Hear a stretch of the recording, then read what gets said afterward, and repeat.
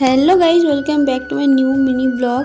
তো তোমরা কেমন আছো? তো আমি সকালবেলা আজকে যখন পড়ছিলাম, অঙ্ক করছিলাম, মা হঠাৎ করে বলে বললো যে বড় গামলাটা নিয়ে আয়। আমি বললাম কী হলো রে বাবা, বড় গামলা আবার কী করবে?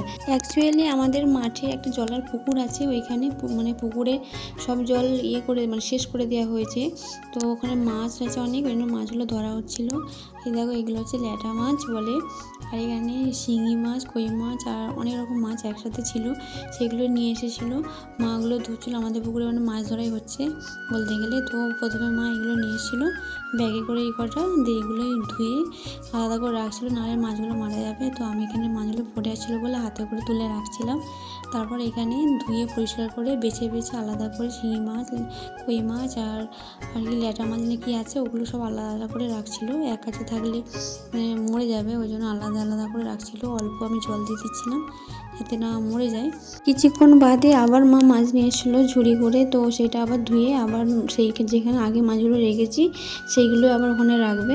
তা এরকম মাছ, শিঙি মাছ, কই মাছ কার কার খেতে ভালো লাগে অবশ্যই কমেন্ট করে জানিও। ব্লগটা কেমন হলো জানাতে ভুলো না। দেখা হচ্ছে নেক্সট মিনি ব্লগে। বাই।